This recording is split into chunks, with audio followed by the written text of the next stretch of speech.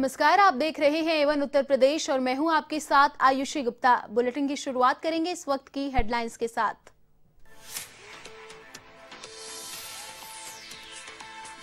केंद्र सरकार का ऐतिहासिक फैसला, मेडिकल कोर्सेज में ओबीसी को 27% और आर्थिक रूप से पिछड़े वर्ग के छात्रों को मिलेगा 10% आरक्षण, तो राष्ट्रीय शिक्षा नीति को भी रखा दबाव से मुक्त।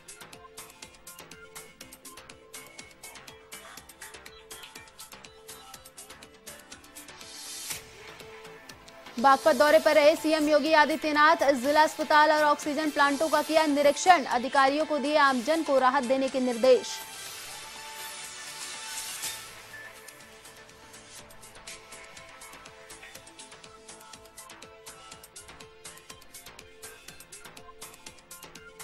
बीजेपी का मिशन यूपी शुरू, राष्ट्रीय अध्यक्ष जेपी नड्डा ने सभी मंत्रियों और सांसदों को इलाकों का दौरा करने के दिए निर्देश, सांसदों को पेठा खिलाकर की कड़वाहट दूर करने की कोशिश।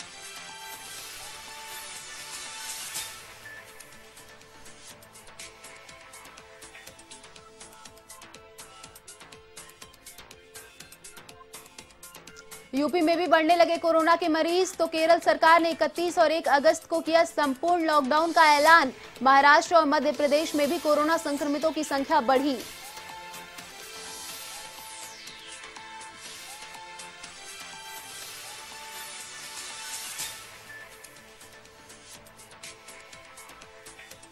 लखनऊ में हड़ताली एम्बुलेंस कर्मचारियों को नौकरी से किया बर्खास्त, 570 ड्राइवर और ईएमटी को निकाला नौकरी से।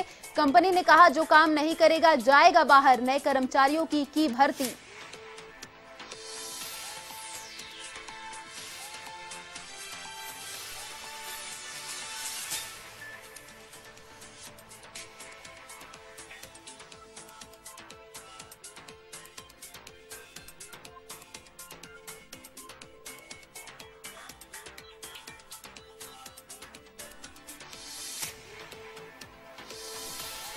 और अब खबरें विस्तार से। केंद्र सरकार ने चिकित्सा शिक्षा के क्षेत्र में गुरुवार को ऐतिहासिक फैसला किया है। चिकित्सा क्षेत्र के पिछड़ी जातियों को 27% और आर्थिक रूप से कमजोर कैंडिडेट्स को 10% आरक्षण दिया जाएगा। फैसला 2021-22 के सेशन से लागू होगा।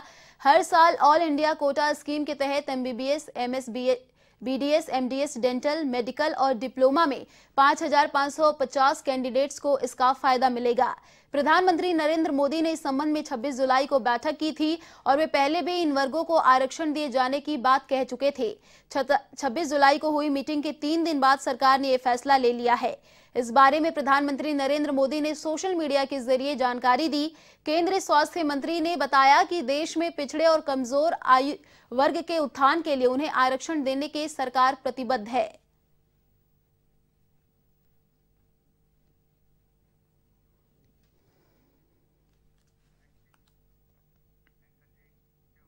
नई राष्ट्रीय शिक्षा नीति को मंजूरी मिले गुरुवार को 1 साल पूरा हो गया। इस मौके पर प्रधानमंत्री नरेंद्र मोदी ने एजुकेशन सेक्टर से जुड़े लोगों, टीचर्स और स्टूडेंट से सीधी बात की। इस दौरान उन्होंने 2 बड़े ऐलान किए।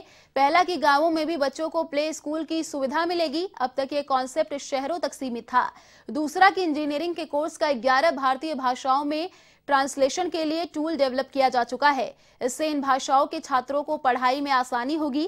प्रधानमंत्री ने नई राष्ट्रीय शिक्षा नीति को 1 साल पूरा होने पर सभी देशवासियों और विद्यार्थियों को शुभकामनाएं दी। उन्होंने कहा कि बीते 1 साल में आप सभी लोगों, शिक्षकों, प्रिंसिपल और नीतिकारों ने राष्ट्रीय शिक्षा नीति को धरातल पर उतारने में मेहनत की है। कोरोना के इस काल में भी लाखों नागरिकों से शिक्षकों, राज्य से सुझाव लेकर टास्क फोर्स बनाकर शिक्षा नीति को लागू किया जा रहा है।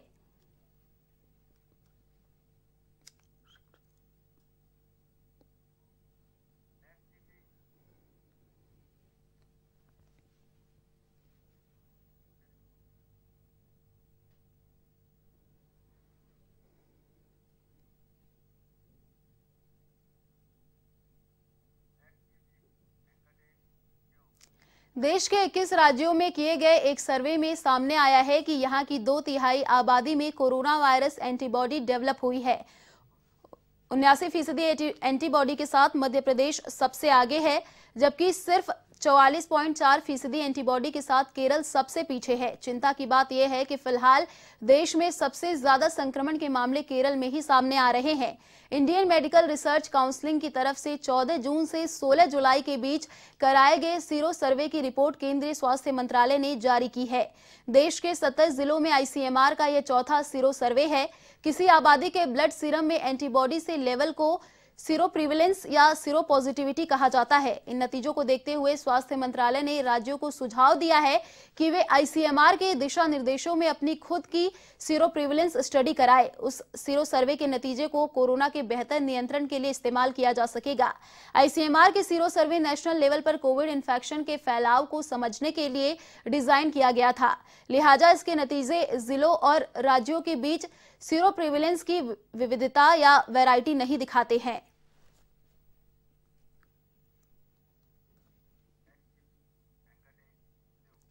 देश में कोरोना के मामले एक बार फिर बढ़ने लगे हैं। यहां पिछले 24 घंटे में 43,159 लोगों की कोरोना रिपोर्ट पॉजिटिव आई है। वहीं 38,525 लोग ठीक भी हुए। इसके अलावा 640 मरीजों की मौत भी हुई। एक्टिव केस यानी इलाज करा रहे मरीजों की संख्या 3,97,330 हो गई है। इसमें बीते एक दिन में 3,987 की बढ़ोतरी हुई, जो कि पिछले 77 दिनों में सबसे कम है। सबसे ज्यादा चिंता केरल बढ़ा रहा है। यहां लगातार दूसरे दिन 22,000 से ज्यादा केस आए हैं। अभी ये इकलौता राज्य है जहां 1 लाख से ज्यादा मरीजों का इलाज चल रहा है।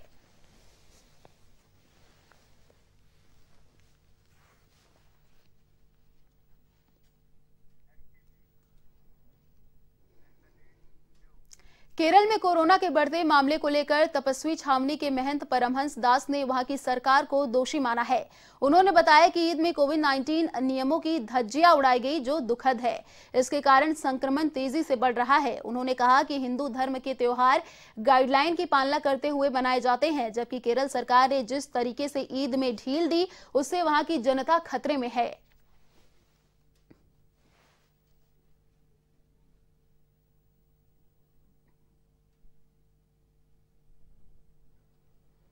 यात्रा और केरल की बात होती है। देखिए, जो कम्युनल का मामला यहाँ चल रहा है हिंदू और मुस्लिम का, वो बिल्कुल नहीं करना चाहिए। सबके लिए है, ये वैश्विक महामारी है और इसमें हिंदू और मुस्लिम को देखकर बीमारी नहीं आती है। इस पर राजनीति न किया जाए। सब पूरा देश एक साथ खड़ा होकर के कोरोना महामारी के लिए युद्ध करे और इसको समाप्त करे, जिससे एक सुखद और दिव्य भारत की परिकल्पना की जाए और हिंदू मुस्लिम कावड़ और ये सब के चक्कर में न पड़कर जो गाइडलाइन सरकार देती है निश्चित रूप से उसका पालन किया जाए। और मानवता को बचानी एक सबसे बड़ी जिम्मेदारी है, इसका सही करना चाहिए, चाहे वो केरल के हों चाहे वो उत्तर प्रदेश। यह बेहद दुखद है कि केरल में जिस तरह से ईद के दौरान में जो है तो भीड़ हुई, गैदरिंग हुई और कोविड नियमों की धज्जियां उड़ाई गई, जिसके कारण वहां जो है तो संक्रमण बहुत तेजी से बढ़ रहा है और पूरे देश में खतरा बढ़ गया है। जब कुंभ का मामला आता है तो कुंभ जो है समय से पहले समाप्त कर दिया जाता है और हिंदू धर्म पर जब भी कोई त्योहार मनाए जाते हैं तो वो कोविड नियमों को फॉलो करते हुए और वो भी कोविड गाइडलाइन के अंतर्गत जो भी जो है तो सरकार का आदेश प्रशासन का रहा तो उसको जो है फॉलो करते हुए। भारतीय जनता पार्टी के राष्ट्रीय अध्यक्ष जेपी नड्डा ने उत्तर प्रदेश के अलग अलग क्षेत्रों के सांसदों के साथ एक बैठक की और आगामी विधानसभा चुनाव की तैयारियों और रणनीति को लेकर मंथन भी किया। मुख्यमंत्री योगी आदित्यनाथ भी इस बैठक में शामिल हुए। इस दौरान नड्डा ने सभी सांसदों को अपने इलाके में यात्रा करने और आशीर्वाद यात्रा निकालने को कहा। बैठक में नड्डा ने सांसदों को टीकाकरण केंद्रों का दौरा करने को और वहां के लोगों को आ रही परेशानियों को दूर करने और साथ ही कोरोना की तीसरी लहर से बचाव के उपायों के प्रति जनता में जागरूकता फैलाने को कहा। इस दौरान उन्होंने स्वास्थ्य स्वयंसेवकों के बारे में जानकारी दी, साथ ही सरकार की उपलब्धियों को लोगों तक पहुंचाने का भी उन्हें निर्देश दिया।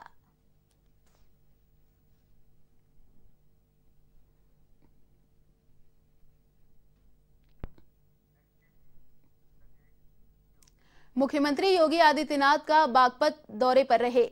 मुख्यमंत्री योगी आदित्यनाथ ने यहां सबसे पहले महिला अस्पताल पहुंचकर वैक्सीनेशन का निरीक्षण किया। यहां उन्होंने डॉक्टर से बातचीत भी की, टीकाकरण के संबंध में जानकारी ली, स्वास्थ्य विभाग को आवश्यक दिशा निर्देश दिए, महिला अस्पताल के पास ही बन रहे ऑक्सीजन प्लांट का निरीक्षण किया और जल्द प्लांट को शुरू कराने के निर्देश भी दिए। महिला अस्पताल के पास ही बने पीकू सेंटर भी पहुंचे। यहां पर सभी व्यवस्थाओं के बारे में जानकारी ली। स्वास्थ्य विभाग के विशेषज्ञ डॉक्टर और कर्मचारियों के बारे में पूछताछ की। डीएम को कोरोना की तीसरी लहर के आने से पहले सभी व्यवस्थाओं को दुरुस्त कराने के लिए निर्देशित भी किया।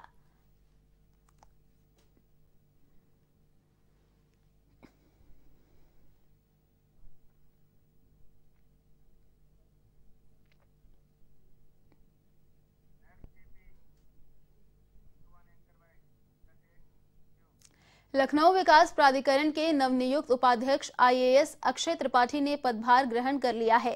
पहले ही दिन उन्होंने अधिकारियों के साथ योजनाओं को लेकर बैठक की और योजनाओं को जमीनी स्तर पर उतारने को लेकर चर्चा भी की। वहीं इस दौरान एवन टीवी संवाददाता अनिकेत तिवारी ने प्राधिकरण से जुड़े कई मुद्दों को लेकर उपाध्यक्ष अक्षय त्रिपाठी से की खास बातचीत।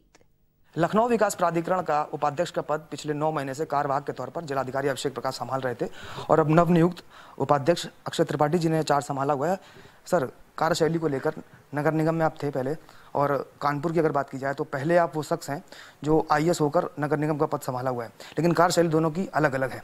तो क्या डिफरेंट देख रहे हैं और किस तरह से कार्यशैली रहेगी? जी, आप किसी भी पद पे पहले ज्वाइन करने के बाद हम ये देख लेते हैं कि जो पर्टिकुलर ऑर्गेनाइजेशन है उसका मैंडेट क्या है।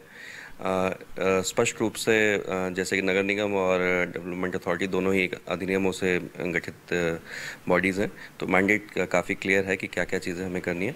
तो उसमें से प्रमुख हम अभी शॉर्ट टर्म और लॉन्ग टर्म गोल लेके चल रहे हैं। शॉर्ट टर्म में इनिशियली जो हमारे फ्लैगशिप प्रोजेक्ट्स हैं उनको कंप्लीट करना है, प्रधानमंत्री आवास को कंप्लीट करना है, जो जन सुनवाई का काम है जिसमें पब्लिक की कंप्लेंट्स आ रही है उसको 1 हफ्ते की टाइम लिमिट रख के उसको ग्रीवेंस को निस्तारित करना है।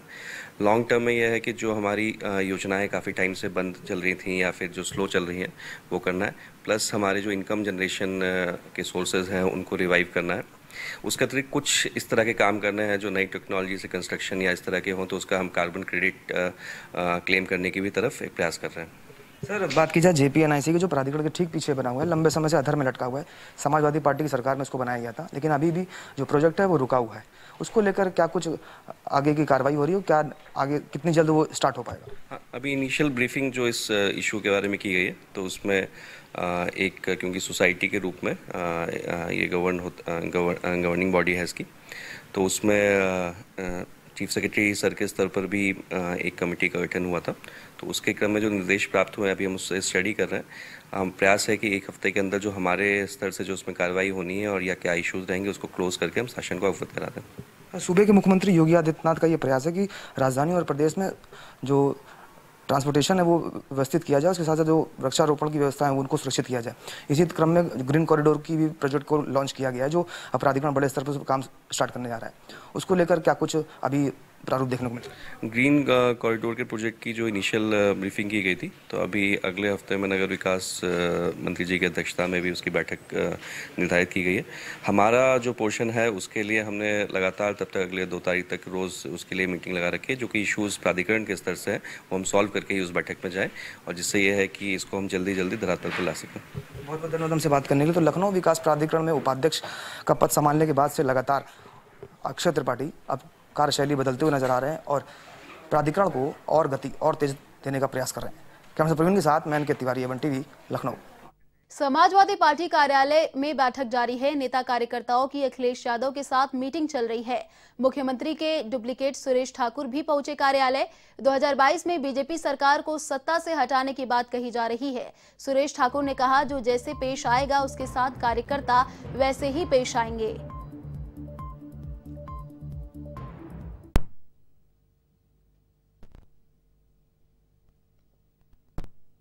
जो अत्याचार था ना उसकी परम सीमाएं जो हैं ये भारतीय जनता पार्टी के लोग ने क्रॉस कर दिया है। अब जो उत्तर प्रदेश की जनता है वो पूरी तरीके से अपना मन बना चुकी है कि हमारे प्रिय अखिलेश जी जिन्होंने अपना नींद तक के अपनी खुआ दिया हमारे उत्तर प्रदेश की जनता के लिए कोरोना पीरियड में, अन्य मुसीबतों में भी हमारे समाज के लिए खड़े हुए, मगर आज समाज के अंदर जो परिस्थिति आई है वो परिस्थिति गिद्ध की सोच रखने वाले व्यक्तियों जैसी है।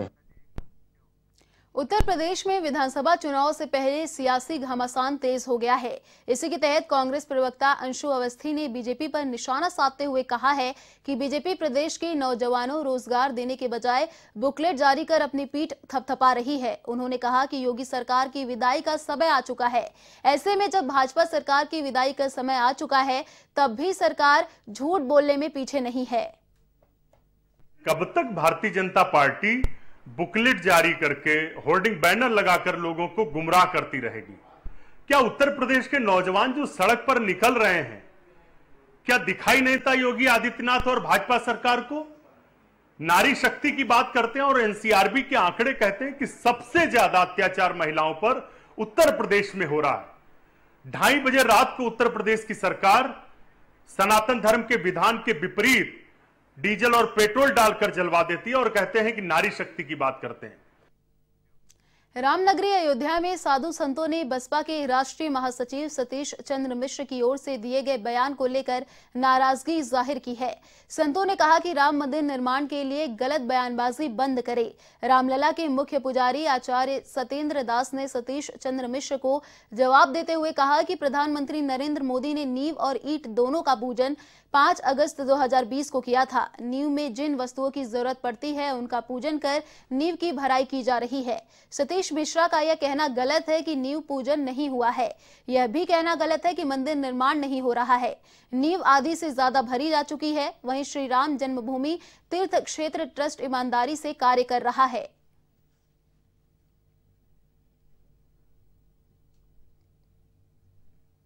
जो नींव का कार्य है वो चल रहा है, तो मंदिर के कार्य में कोई शिथिलता नहीं है। मंदिर बड़े ढंग से चल रहा है और यह झूठा आरोप लगाना कि नींव की ईंट की नींव नहीं, तो नींव पूजा नहीं, ईंट की पूजा नहीं और क्या कहते हैं मंदिर नहीं हो रहा है। देखिए, चंदे की जहाँ तक बात है तो आकर के पहले तथ्यों को देखा जाए, फिर किसी पर प्रश्न उठाया जाए। आप राजनीति करिए, लेकिन राम के नाम पर प्रश्न उठाने का अधिकार आपको नहीं है। आप पहले आइए यहाँ पर और देखिए, उन तथ्यों को जानिए और आपको एक एक पैसे का हिसाब दिया जाएगा। भव्य राम मंदिर बन रहा है और उसमें रोड़ा अटकाने का काम कोई भी पार्टियां न करें। इसको हिंदू और सनातन धर्म के लोग बिल्कुल बर्दाश्त नहीं करेंगे। चंदा जानना है, एक एक पैसे का हिसाब ट्रस्ट के पास है, एक एक पैसा विश्व हिंदू परिषद के पास है। राम मंदिर निर्माण में बाधा उत्पन्न न करें सियासतखोर। बहुजन समाज पार्टी के नेता सतीश चंद्र मिश्रा ने जो कहा है कि राम मंदिर के चंदे का हिसाब नहीं मिल रहा है, तो राम मंदिर में भक्तों के द्वारा दी गई समर्पण निधि को चंदा कहकर के अपमानित न करें। खबर लखनऊ से है, जहां बेकसूर मरीजों की जान जोखिम में डालने वाले एम्बुलेंस सेवा के कर्मचारियों के प्रति कंपनी ने कड़ा रुख अख्तियार किया है। हड़ताल पर डटे एम्बुलेंस के कर्मचारियों को नौकरी से बर्खास्तगी की गई है। आपको बता दें, 570 ड्राइवर व ईएमटी को नौकरी से हटा दिया गया है। कंपनी ने सबसे पहले एम्बुलेंस संघ के पदाधिकारियों पर प्रहार किया और सभी जिलों में संघ के पदाधिकारियों को नौकरी से हटा दिया गया है। साथ ही अधिकारियों ने एम्बुलेंस का संचालन सामान्य होने का दावा भी किया है और आउटसोर्सिंग के माध्यम से नए कर्मचारियों की तैनाती शुरू कर दी गई है। वाराणसी समेत पूर्वांचल के 4 जिलों में 917 एम्बुलेंस चालकों पर मुकदमा किया जा चुका है।